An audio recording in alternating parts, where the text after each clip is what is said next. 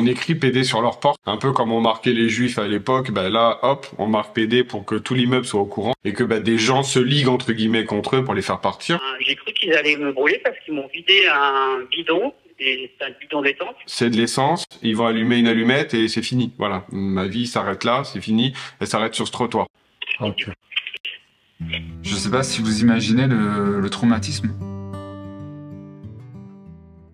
J'espère que vous allez bien. On s'était dit avec Damien qu'on ferait ce genre de vidéo maintenant. Alors des vidéos un petit peu plus chill où on parlerait de tous les sujets. Et là ce soir on avait envie. Alors il y a Damien à côté, hein. Vous le voyez pas, il est juste là. Je ferai des interventions régulières. Bon fou. Là ce soir on va parler de sujets assez lourds, hyper importants. On va parler d'homophobie, d'agression homophobe, en vous racontant notamment la mauvaise expérience de l'un de nos abonnés. On lui avait promis qu'on en parlerait dans une vidéo. On va le faire ce soir. Il va témoigner dans la vidéo en fait. Et un retour d'expérience qui est un bon exemple de l'utilisation des médias de la cause LGBTQIA+, pour faire du buzz. On va vous parler notamment de la station Énergie Belgique, parce que vous savez, nous, on a toujours été francs avec vous, on a toujours été transparents. Ils nous ont un petit peu utilisés dernièrement. Ce sera l'occasion de remettre aussi les choses à plat, j'ai envie de dire. Voilà. Ça va être l'occasion de remettre les choses à plat, parce que je sais que beaucoup d'entre vous ont été un petit peu blessés, un petit peu choqués par les propos de l'animateur principal de l'émission Mike. L'animateur s'appelle Mike, il n'y a pas de...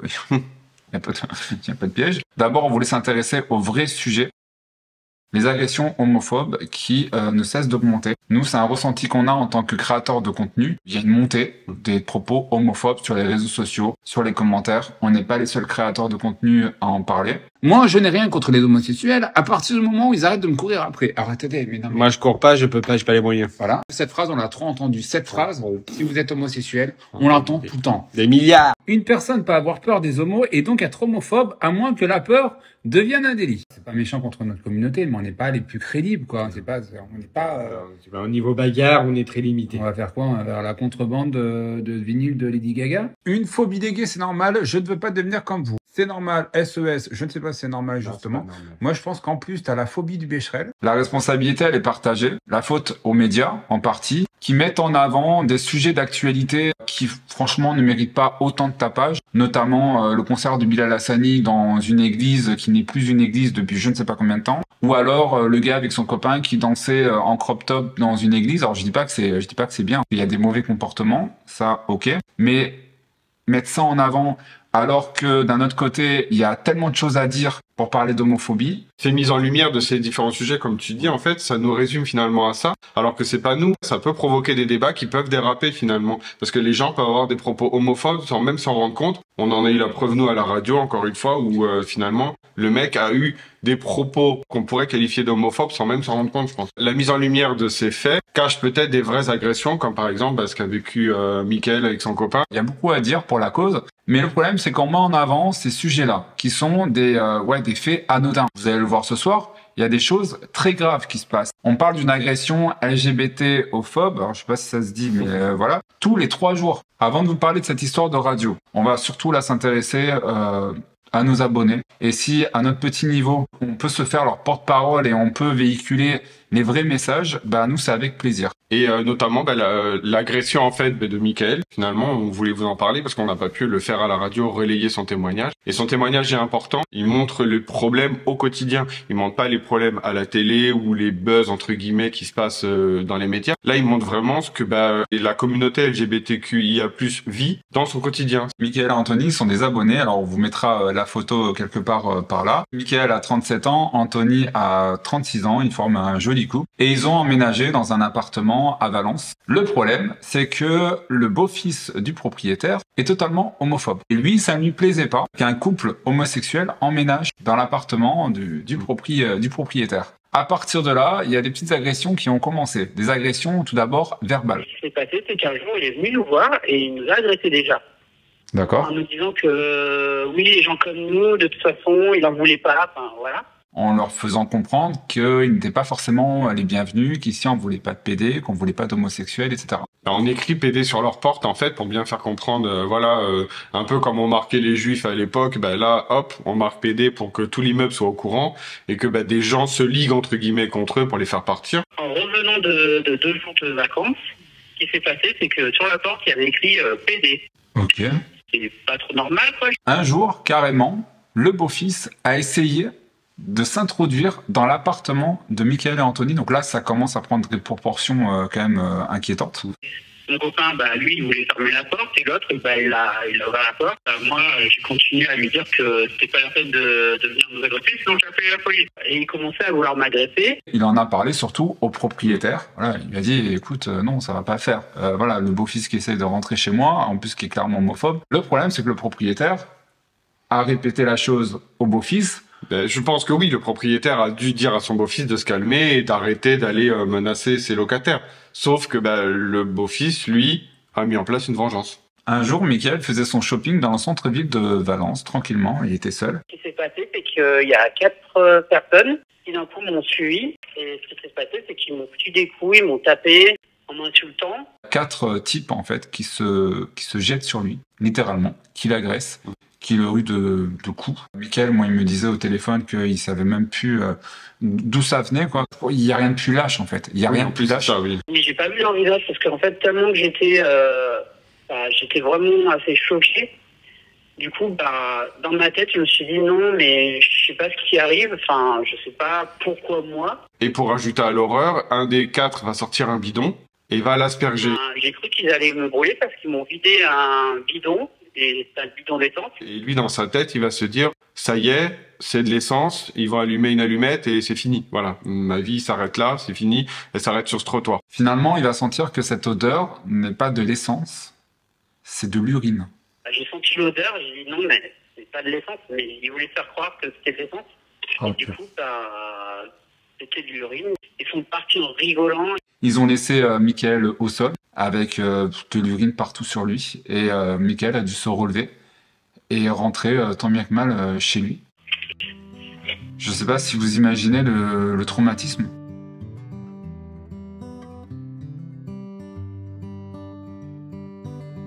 Et du coup, je suis reparti chez moi, mais j'ai voulu faire une bêtise parce que je me sentais tellement mal que je suis allé dans la salle de bain. J'avais quelqu'un de ma famille qui était là, mais qui n'a pas compris pourquoi je suis allé dans la salle de bain.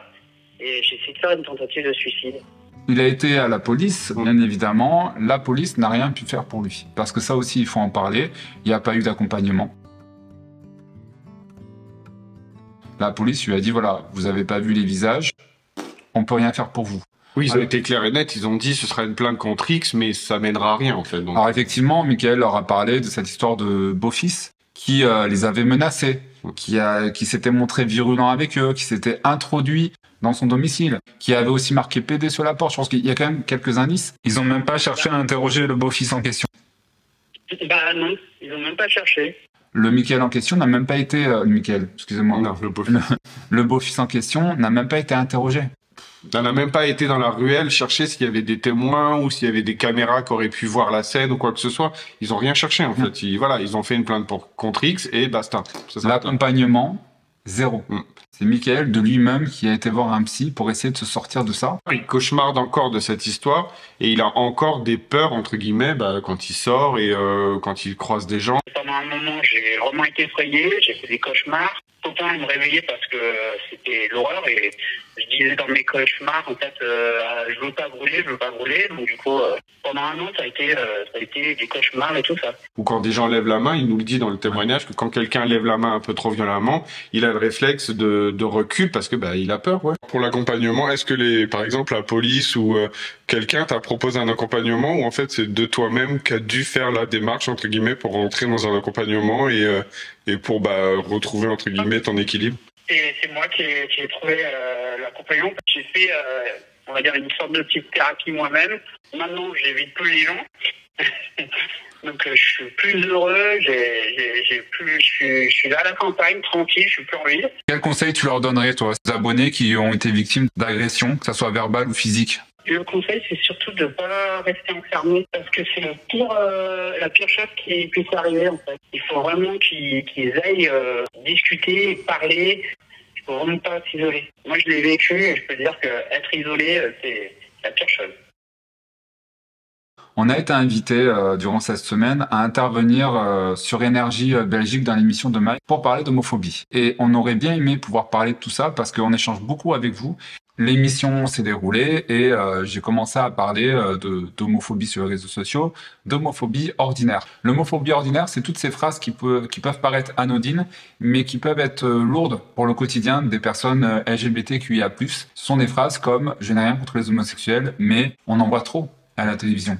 J'ai rien contre les homosexuels, mais je n'en veux pas chez moi. J'ai rien contre les homosexuels, mais bon, c'est un mode de vie quand même. Voilà. C'est toutes ces phrases, en fait, qui, en soi, on pourrait penser que c'est pas homophobe, mais ça l'est, en fait. Et c'est ce que je dénonçais, notamment à la radio.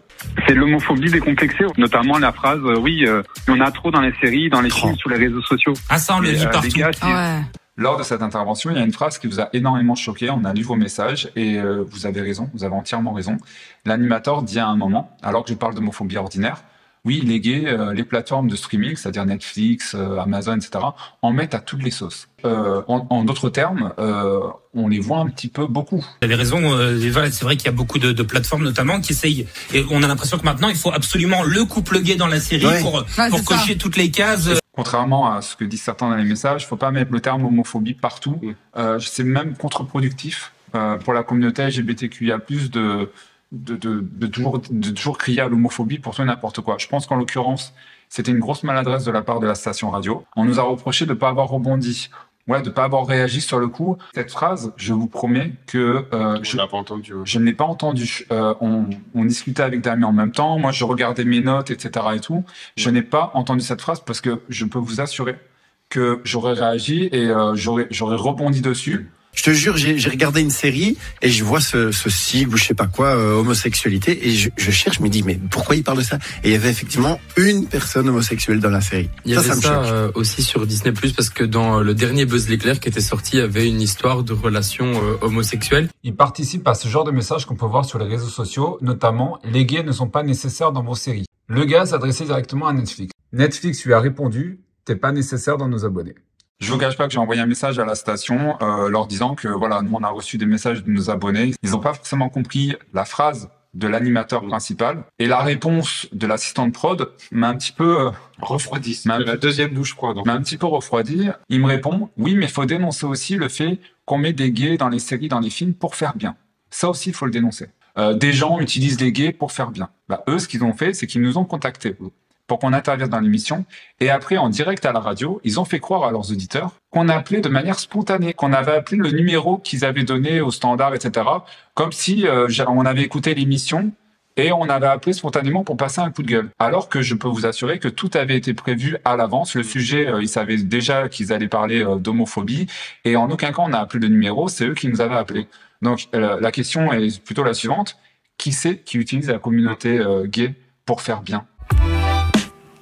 Évidemment, les plateformes ne mettent pas des gays dans les séries pour faire bien. Netflix s'est exprimé sur le sujet. Ils mettent des personnes LGBTQIA+, pour des questions d'inclusivité, tout simplement. Ça s'appelle l'inclusivité. Pour que son public, dans son intégralité, quelle que soit son orientation, dans sa diversité, puisse se reconnaître dans les personnages. Est-ce qu'on ferait la même remarque sur des personnes de couleur, sur des personnes handicapées? Moi, j'ai jamais entendu, par exemple, Netflix met trop de personnes de couleur dans les séries. Maintenant, c'est quelque chose qu'on ne peut plus entendre. C'est quelque chose qu'on entendait dans les années 2000, mais c'est quelque chose qu'on n'entend plus. Oui, parce que c'est devenu normal, entre guillemets. Voilà. Les gens l'ont accepté, l'ont compris. Donc cette phrase, je suis désolé, Énergie Belgique, Mike, on vous enverra la vidéo, elle est malheureuse. Si vous voulez parler d'homophobie dans ces cas-là, parlez des agressions qui sont en constante augmentation. Ça, c'est intéressant. Vous pourriez en parler dans votre radio. C'est ce qu'on reproche aux médias, que ce soit la radio, à la télé. C'est pour ça qu'on regarde de moins en moins, d'ailleurs, la télé, notamment C8, TPMP, c'est catastrophique. Quand ils parlent de ces sujets-là, ils ne se placent pas réellement. Oui, mais en même temps, il y en a un petit peu trop, c'est vrai, etc. Comme ça, d'un côté, on se met pas à dos les homophobes, et de l'autre côté, on essaie de pas trop froisser la communauté LGBTQIA+. Sachez qu'on vous voit, en fait. C'est toujours des sujets qui divisent les gens. Quand on lance des débats comme ça sur des sujets qui touchent la communauté LGBTQIA+, et qu'on ne maîtrise pas le sujet comme cette émission-là, ça peut très vite dériver et limite ça en vient à un débat pour ou contre l'homosexualité. Il réactive des vieux débats qui n'ont plus lieu d'être. Il faut arrêter. Ces débats sont passés. Aujourd'hui, c'est l'acceptation, c'est l'ouverture, c'est la diversité, comme tu dis. Et au début de la vidéo, je vais vous parler de cette montée de l'homophobie dont on subissait les conséquences. Moi, je fais le lien entre ces émissions-là qui surfent sur ces débats-là au nom du clic, au nom du buzz, en créant des débats pour ou contre, etc. Moi, je fais le lien parce que les personnes qui ont déjà des a priori sur la communauté LGBTQIA+, qui ont une fausse image, quand ils regardent à la télévision sur C8 Hanouna des débats sur pour ou contre le gars qui danse un crop top à l'église, pour ou contre Bilal Hassani qui chante dans une ancienne église, ça attise de la haine. Et ces personnes-là, pour extérioriser ça, ils vont s'en prendre à qui? Ils vont s'en prendre aux jeunes gays qui va passer au centre-ville. Ils vont s'en prendre à des créateurs de contenu parce qu'ils vont voir passer un TikTok, le TikTok de Monsieur Patet. Ils vont dire, on va s'en prendre à lui. Voilà, parce que les gens, en fait, maintenant, l'image qu'ils retiennent de la communauté, c'est des exemples qui ne sont pas du tout représentatifs. N'hésitez pas à nous donner votre avis là-dessus. Vous savez que voilà, nous on lit tous les commentaires. Si vous souhaitez témoigner dans une de nos vidéos, il n'y a aucun souci, n'hésitez pas à nous contacter. N'hésitez pas à vous abonner à la chaîne si ce n'est pas fait. On vous fait des gros bisous. On se retrouve dimanche prochain peut-être pour un vlog. Normalement, ce sera un vlog, oui. Prenez soin de vous, prenez soin de votre entourage, de vos animaux, quels qu'ils soient, et on vous dit à la semaine prochaine.